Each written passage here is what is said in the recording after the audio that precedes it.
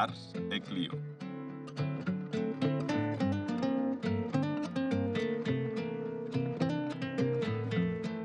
Con Mike Lamota.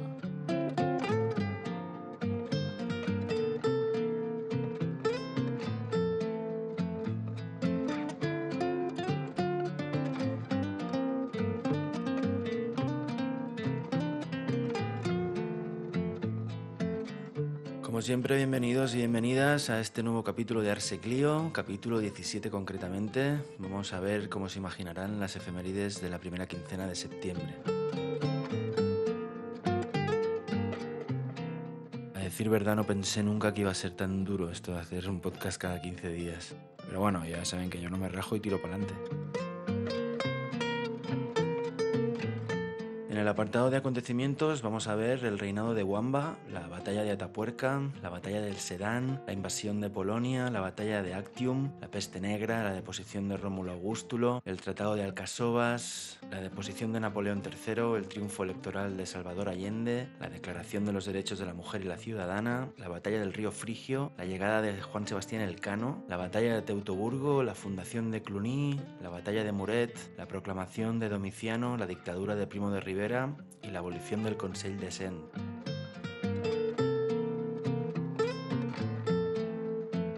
En el apartado de nacimientos vamos a ver las figuras de Gonzalo Fernández de Córdoba, de Pepe Rubianes, de Eduardo Galeano, de Francesco Borromini, de Luis XIV, de Francisco I, de Francisco de Quevedo, de Alexander von Humboldt y de Agatha Christie.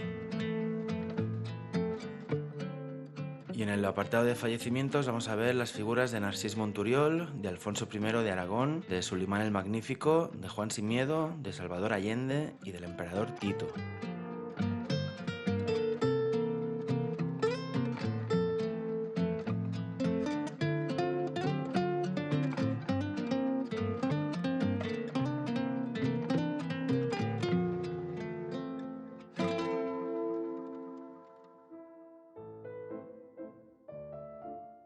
Un 1 de septiembre del año 672, en Hispania, comienza el reinado del rey visigodo Wamba. Este llegó al trono ya con una edad provecta y obligado, ya que él no quería, a la muerte de Recesvinto, su antecesor. Se dice que fue el último rey visigodo en dar esplendor al reino, aunque no lo tuvo fácil porque hubo de apagar muchos fuegos, el de los nobles peleándose entre sí, el de arrianos contra católicos, rebeliones de los vascones y los astures, etc. Convocó el 11º Concilio de Toledo, en el que se dictaron medidas para corregir los abusos y vicios eclesiásticos, y tras una conjura, probablemente de clérigos, fue engañado, narcotizado, tonsurado y enviado con un hábito de monje a San Vicente de Pampliega, donde fue obligado a dejar el trono. Por cierto, tonsurar significa afeitar la cabellera en señal de humillación. Se cree que pudo haber nacido en la localidad de Gérticos, en Valladolid, hoy llamada Wamba en su honor.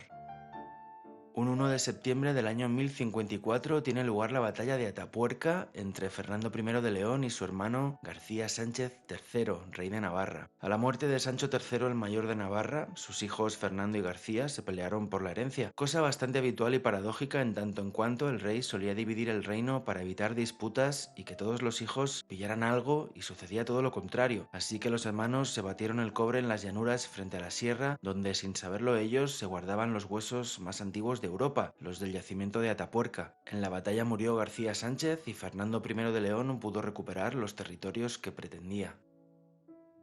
Un 1 de septiembre de 1870 comienza la batalla de Sedán, en la que Napoleón III, emperador de Francia, se rendiría ante los prusianos. Esta fue la batalla decisiva de aquella guerra franco-prusiana que les comentaba en anteriores capítulos entre Napoleón III y Bismarck, que sirvió de excusa para la unificación de Alemania. A raíz de dicha batalla, Napoleón III perdió el poder y terminó así el Segundo Imperio francés. Y un 1 de septiembre de 1939, la Alemania nazi invade Polonia, dando inicio a la Segunda Guerra Mundial. Al finalizar la Primera Guerra Mundial, a Alemania se le obliga a renunciar a cualquier pretensión territorial sobre Polonia, que es precisamente de las primeras cosas que va a hacer Hitler en cuanto se siente con poder y observa cómo los aliados han decidido llevar a cabo una política de no intervención para no molestarle. Algunos territorios de la que fue la Prusia Oriental estaban pendientes de pasar a formar parte de Polonia, y eso el Führer no lo podía podía permitir. Con esta invasión, los aliados deciden que ya se ha acabado la diplomacia y comienza la Segunda Guerra Mundial, aunque no había sido la única invasión, ya que había ocupado Danzig y los Sudetes, erigiéndose como protector de los alemanes de Checoslovaquia. Nace un 1 de septiembre del año 1453 Gonzalo Fernández de Córdoba, el gran capitán militar castellano, curtido militar nacido en Granada, tierra de frontera en aquel momento, y en cuya guerra se distinguió por su arrojo y capacidades militares. Para cuando llegaron las guerras italianas que enfrentaron a la corona de Aragón con la francesa por los territorios de Italia que estaban en disputa, sobre todo el reino de Nápoles, el gran capitán ya era el mejor general de Fernando el Católico. Una vez ganado el reino, se erigió como su virrey nombrado por Fernando, que al tiempo le quitaría el virreinato, al parecer por envidias de fama y popularidad, aunque él arguyó que el gran capitán era buen soldado pero mal gobernador. Fallece un 1 de septiembre de 1715 Luis XIV, el Rey Sol, rey de Francia, el rey absoluto por antonomasia, aunque no lo fuera tanto como la leyenda ha querido transmitir. Su reinado es el más longevo de la historia de Europa con 72 años, cosa que ya difícilmente se podrá superar, ya que no pudo Isabel II de Inglaterra. Se dice que el Rey Sol dejaba dormir a algunos nobles en su habitación y luego se montaba un paripé en otra sala más grande con todos los nobles, viendo cómo el Rey Sol se despertaba y se podía dar así por empezado el día. Era el abuelo de Felipe V y el que le financió la Guerra de Sucesión Española.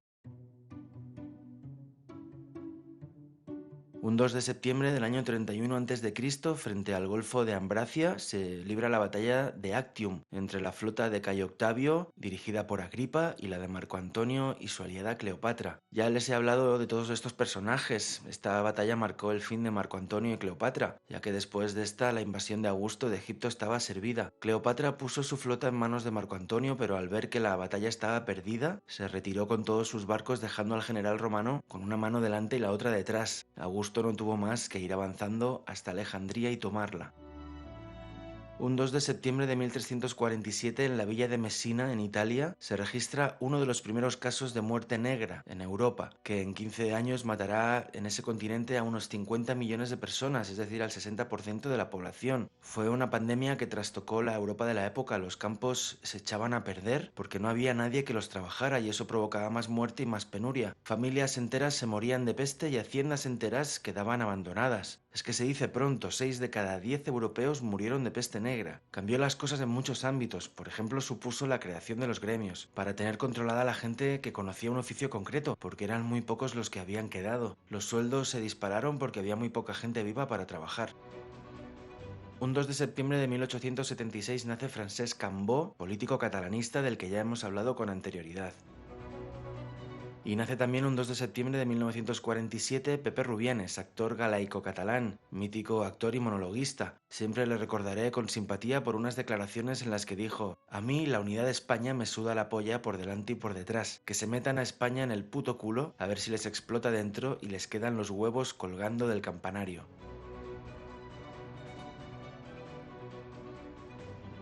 Un 3 de septiembre del año 1940 nace Eduardo Galeano, periodista y escritor uruguayo, uno de los grandes. Las venas abiertas de la América Latina fue un libro que me abrió la mente y que recomiendo encarecidamente para entender la relación de poder que se estableció entre los Estados Unidos y el resto de países del continente americano. Absolutísimamente recomendado.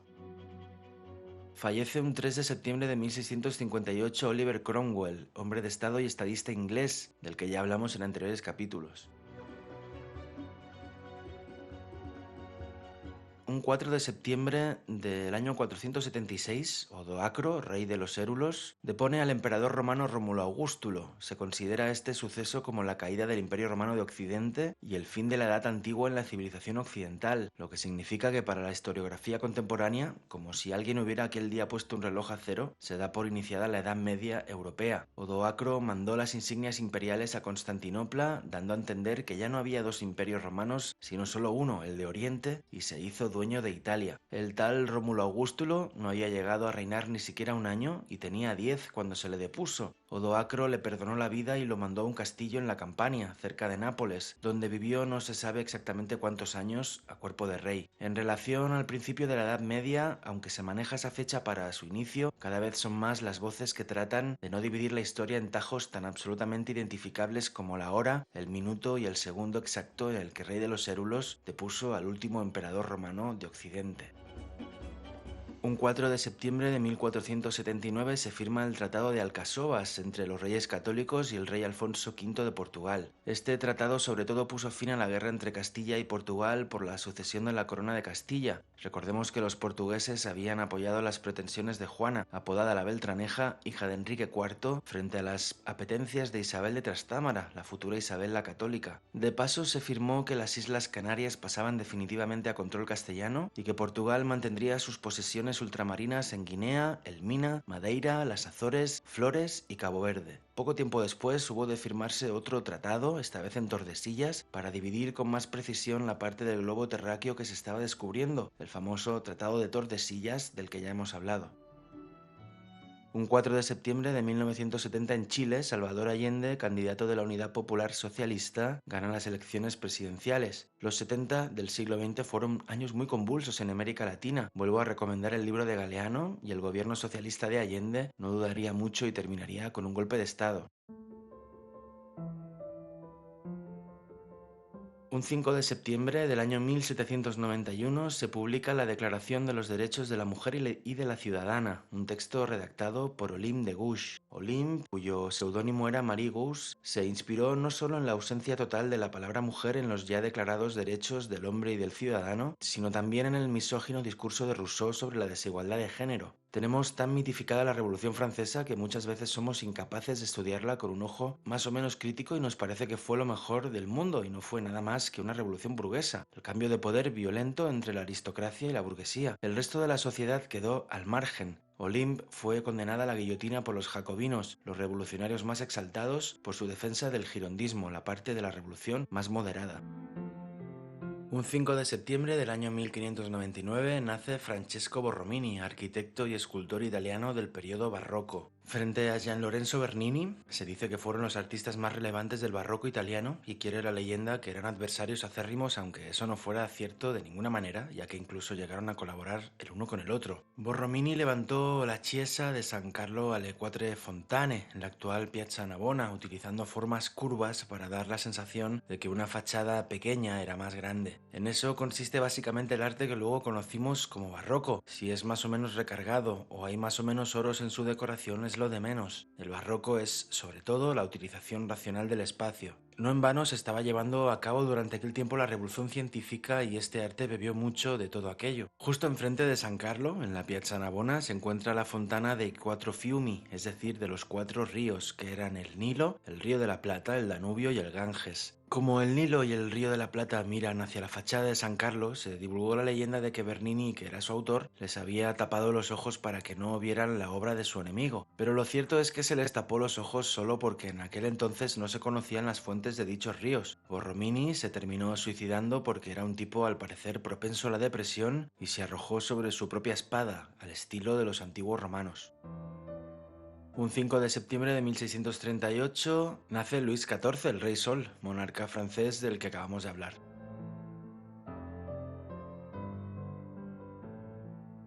Un 6 de septiembre del año 394, en el río Frigio, al oeste de la actual Eslovenia, el emperador romano Teodosio I derrota al usurpador pagano Eugenio y al general franco Arbogastes en la batalla del río Frigio. En esta batalla se enfrentaron paganos contra cristianos y ganaron estos últimos, pero esta batalla además es el origen del final del Imperio Romano de Occidente. Los mejores hombres del ejército cayeron en esta cruel batalla y las legiones quedaron gravemente menguadas. Además se estudia mucho, no porque fuera de paganos contra cristianos, que también, sino sobre todo porque fue de romanos contra romanos, lo que resume con gran elocuencia la causa fundamental por la cual, 82 años después, Odoacro, como les decía hace un momento, terminó por tomar Italia y deponer al último emperador romano de Occidente.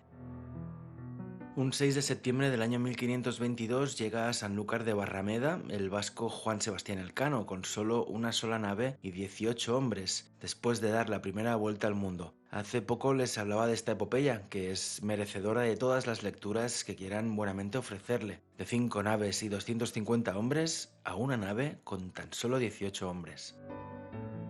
Un 6 de septiembre del año 1885 fallece Narcís Monturiol, inventor y político catalán, que inventó el primer submarino tripulado y con motor de combustión. Queda dicho simplemente como anécdota.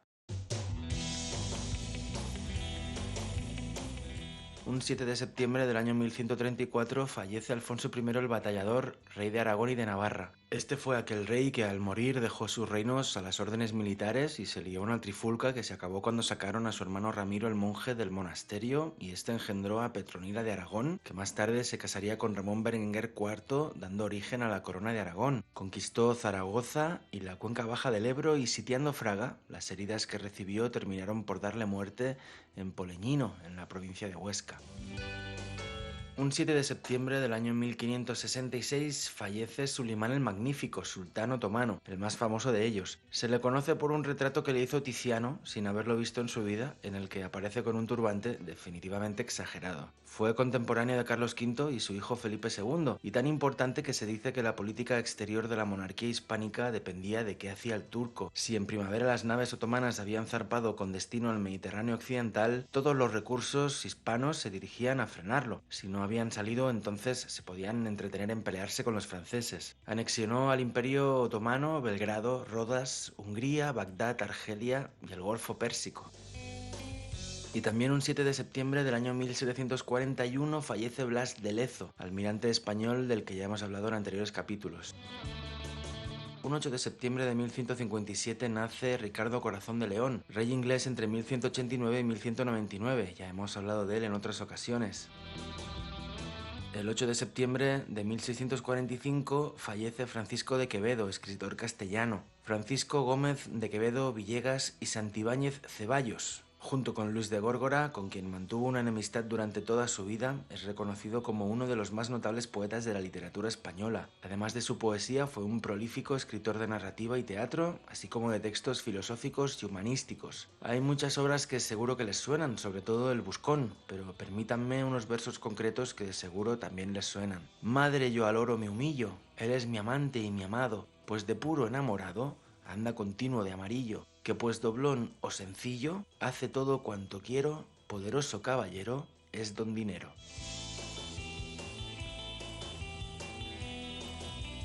Un 9 de septiembre del año 9 después de Cristo, Arminio logra emboscar al ejército romano comandado por Publio Quintilio Varo en la batalla del bosque de Teutoburgo. Fueron aniquiladas las legiones XVII, XVIII y XIX, 6 cohortes auxiliares y 3 alas de la caballería. Arminio había sido tomado como rehén a su padre, que era un rey germano, cuando era un niño. Varo lo crió al estilo romano y este llegó a ser un gran guerrero de la legión. Al llegar a Germania, donde estaba destinado, le tiró el monte como sucede a la cabra y se unió a sus paisanos en contra de la ocupación romana. Consiguió unir a todas las tribus bajo su mandato y, debido a su conocimiento de la forma de hacer la guerra romana, emboscó a las legiones en el bosque de Teutoburgo, donde, obligadas a avanzar casi en fila, fue sencillo darle la vuelta a su superioridad numérica. Ya saben, aquello de que en un terreno estrecho solo unos pocos pueden luchar contra otros pocos, como en las Termópilas o Roncesvalles. Hay una serie de Netflix que se llama Bárbaros, cuya primera temporada escenifica este episodio histórico y que les recomiendo encarecidamente. Un 10 de septiembre del año 1229 se inicia la conquista de Mallorca por las tropas de Jaume I de Aragón, asunto que ya se ha tratado aquí. Un 10 de septiembre del año 1419 fallece Juan sin Miedo, Juan de Borgoña, aristócrata francés. Es uno de los personajes más atractivos de la Guerra de los 100 años entre franceses y británicos, y eso que hay muchos personajes atractivos en esa historia.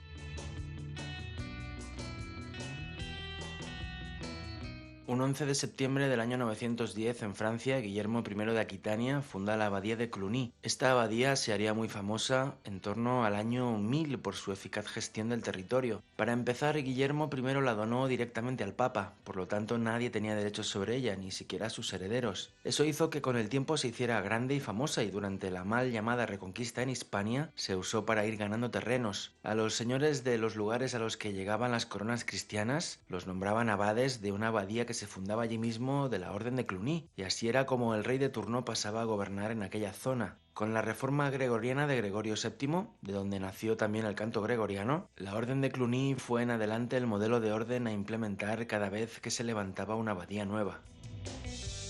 El 11 de septiembre se conmemora anualmente recordando la última defensa de Barcelona del 11 de septiembre de 1714 por parte de los últimos vigatanistas que defendían al monarca Habsburgo de la Casa de Austria, que respetaba un modelo descentralizado y prometía defender las instituciones locales frente a las fuerzas que soportaban la monarquía borbónica y un modelo de Estado centralizado.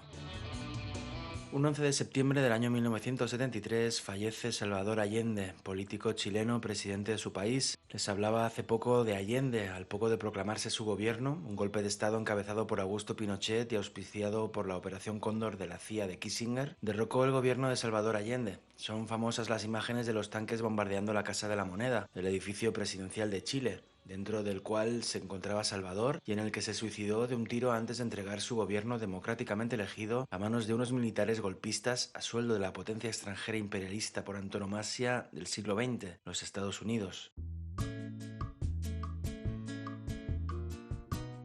Nace un 12 de septiembre del año 1494 Francisco I, rey francés entre 1515 y 1547. Este es aquel rey francés contemporáneo de Carlos V, contra quien luchó en la batalla de Pavía y que fue encarcelado en la Torre de los Lujanes de Madrid. Ya digo, el archienemigo del emperador Carlos, ambos muy influenciados aún en el siglo XVI por el ideal caballeresco de la Edad Media que les empujaba a acciones heroicas.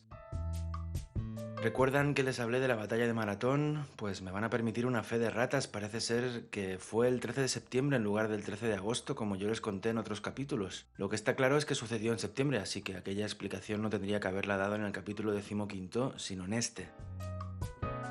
Un 13 de septiembre del año 1213, en Muret, unos 12 kilómetros al sur de Toulouse, durante la cruzada contra los cátaros, se libra la batalla de Muret. Me suena haberles hablado ya de dicha batalla. Sobre los cátaros sí que hablamos, aquellos que significaron una herejía importante al sur de la actual Francia, que creían que el mundo era el infierno y que para salir de él había que morir. Recordarán que les dije que el Papa mandó a una cruzada contra dichos herejes y que el rey de Aragón, Pedro II, se vio obligado a presentar batalla porque la Occitania era vasalla de su corona y le debía protección. Así que Pedro II, al que también se le conocía como el católico, aunque no por orden del Papa sino porque realmente lo era, tuvo que presentar batalla a las tropas enviadas por este, comandadas por Simón de Montfort. El rey murió en el campo de batalla, un año después de regresar de las Navas de Tolosa, y dejó a su hijo como único heredero al trono, el futuro Jaume I, el que conquistaría las Baleares y Valencia y que nació a raíz de una estratagema de los nobles aragoneses que engañaron a Pedro II para que se acostara con su mujer. ¿Ven cómo todo está relacionado? La derrota de Muret supuso el fin de las apetencias catalano-aragonesas al norte de los Pirineos.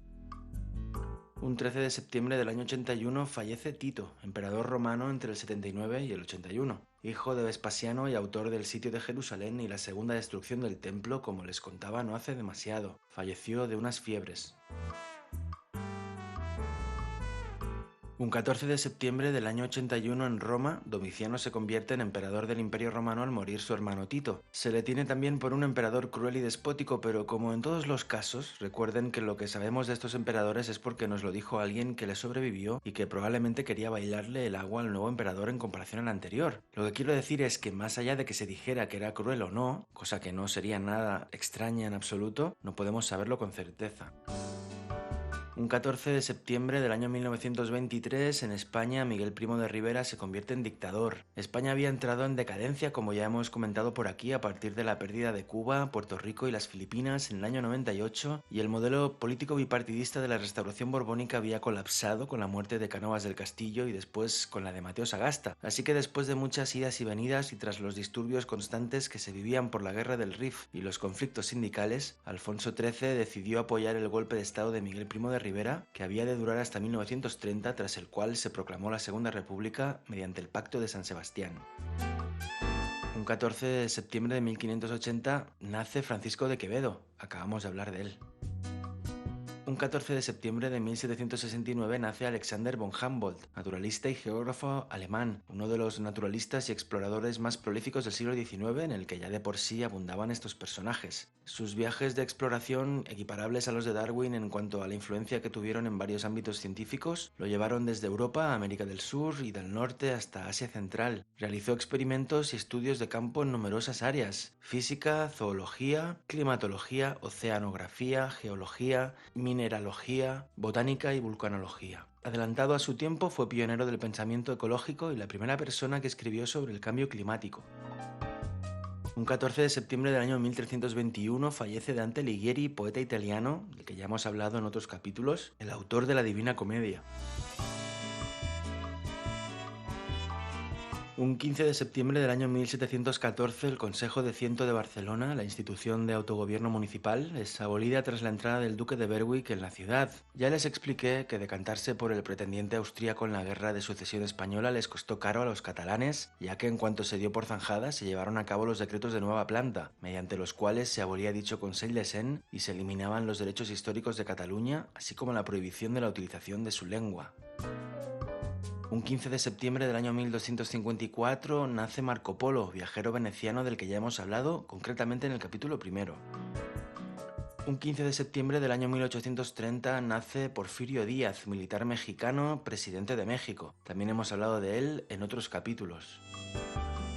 Y para terminar, nace un 15 de septiembre de 1890 Agatha Christie, escritora británica de novelas de misterio. A lo largo de su carrera publicó 66 novelas policiales, 6 novelas rosas y 14 cuentos, además de incursionar como autora teatral en obras como La ratonera o Testigo de cargo. Mientras trabajaba como enfermera durante la Primera Guerra Mundial, escribió su primera novela, El misterioso caso de Styles, en 1920, donde introdujo por primera vez el personaje del detective Hércules Poirot, un clásico del género negro y muy recomendable para los amantes del misterio y la novela policíaca, que de seguro todos conocen ya.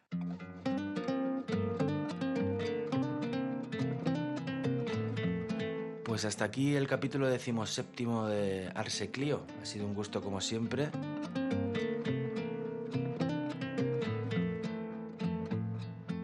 Vamos encarando el tercio final del programa, de la temporada, de la única temporada de Ars et Clio. Así que les espero en el próximo capítulo y reciban como siempre un fuerte abrazo desde la Occitania.